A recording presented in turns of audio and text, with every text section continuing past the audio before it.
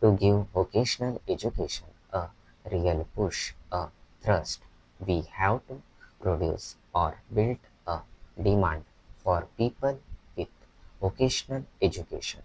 It is no use giving vocational education if there is not demand for people with such a education in the market.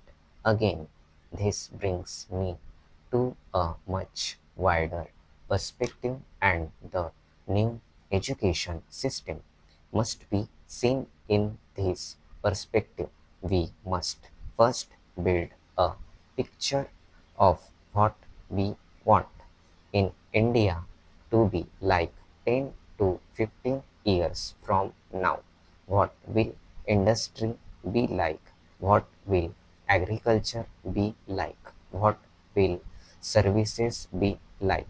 What will all the other departments in the country? What we must work back and build an education system which will serve those needs. If try be like from we are to be given vocational education para, if we are to produce better motor mechanics or better carpenters or better builders or whatever, there must be demand in the market.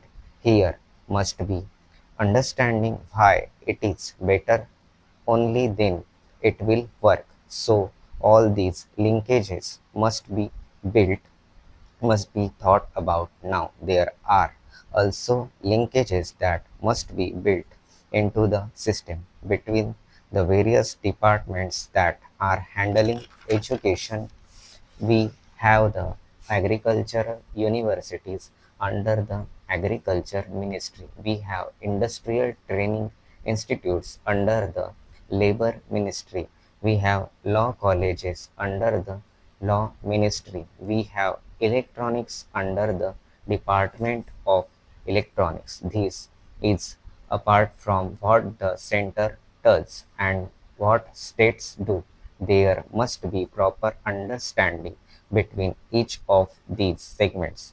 If we look at a specialized college or institution, it must not have a narrow vision that a full education is not given to students coming through those units. It is not good enough to train somebody in an agriculture college and limit him to a very narrow perspective. Para, the basic requirement of education, which is building the character of the individual, which is preparing him to face the world when he leaves the institution, must not be lost sight of only because an institution is highly specialized in particular field.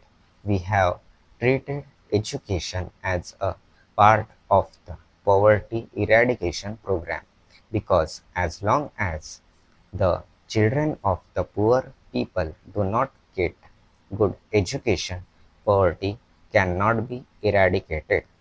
Today, however, we find another problem before us, a very serious problem, that is of unemployment of the youth.